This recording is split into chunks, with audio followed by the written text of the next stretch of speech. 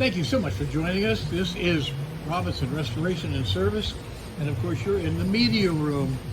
This is one of our segments that we kind of came across when we visited recently to Denton, Texas, at the home base of Robinson Restoration and Service. And it's always a surprise. I'll give you an example. We came in here expecting to film hot rods and a couple of Dodge products being put back together, a couple of Fords as well. And of course, Tracey never mentioned that, well, somewhat hidden in the shop as we walked around, we came across Tracey Robinson's key projects, his personal projects, and frankly, I think a part of what makes him so diversified in what we do. And to that end, let me introduce Tracey Robinson. And Tracey, I got to ask you, really, you're building an A sedan car from 1966? Yes, Rick. So under construction now is a 1966 Plymouth Barracuda Formula S.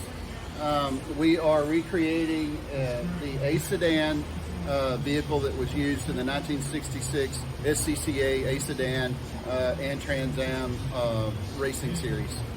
A new construction on an existing production platform, just as the cars were in the day. As you can see, everything here at this point is a painted, bare body. The ultimate goal is to create basically a tribute to the original competition cars in 1966.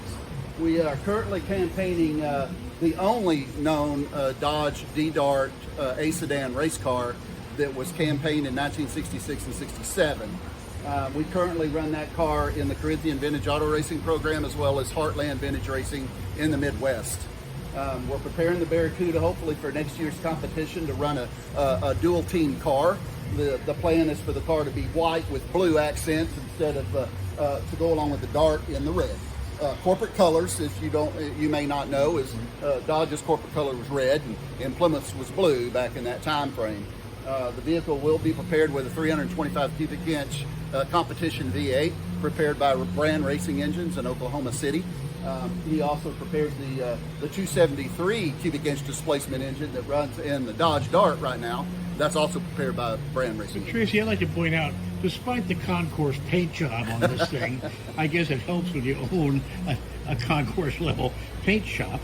But that said, you're going to run this thing. It's going fender to fender. Absolutely. This car will be out there on the track with all of the Group 1 cars, which consist of early Mustangs, early Camaros, early Corvettes, Cobras, and an occasional GT40 that's been out on the track with us. Now let me also let you know that these are not replicas.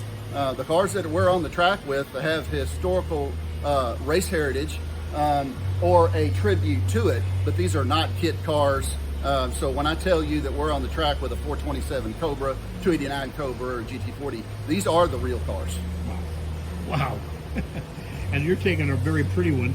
I see you've got the cage in already, yes, which is smart if you're going to paint it. Everything is constructed here. We have the capabilities of an entire race vehicle construction here. The roll cage is a chrome moly steel roll cage built to A sedan specs for the 1972 general competition rule book that we're held to run under those rules in vintage racing. And they're pretty strict about that stuff. They are. And I think that's what makes the racing so good. It is. It is a lot of fun. We enjoy it a lot. It gives us a chance to take the cars out that are prepared by us in this shop and put them to competition with some of the other race cars that are out there and see how we fare out. Well, what I like about it too is I've heard you talk to customers who are asking you about handling recommendations, what improvements can I make, what you'll be looking for. Well, they're talking to a guy that knows. Yes, but you do. That's one of the things, Rick, you brought up a good point, is these cars are designed, and part of the rules are that we have to run the original suspension system.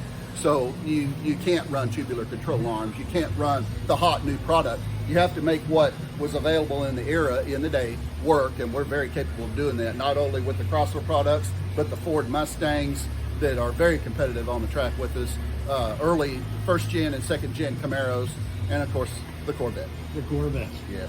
But I know you. It doesn't bother you to pass those guys. It does not. No, it does not. I've never seen a troubled look on your face. You know the cars on the back straight. Most of the tracks we run. In fact, one of them here in Eagles Canyon in Decatur, Texas, has a 2,100 foot straight. Yeah, that's plenty of straight. 1,325 feet is a quarter of a mile, so you can realize how long that is. And these cars are both very strong on that back straight. So no, you did good. I remember picking on you, saying, "Hey, you're picking these guys off," and you just said, "A man got to do what a man got to do." That's right.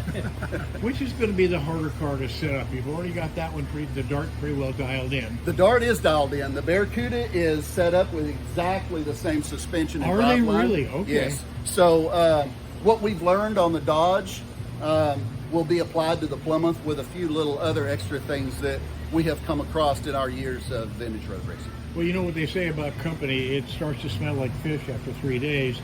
So we want to overstay our welcome. We would like to follow the progress of this Barracuda being built to share with our YouTube followers. Yes, absolutely. Is that okay? Absolutely it is. Yeah, it's going to kick the snot out of me when we turn the camera off. But I think it'd be interesting to watch, because now you're in the mechanicals. You've got the cosmetic handled. Now we go mechanical, and that's where I think things start to really get interesting.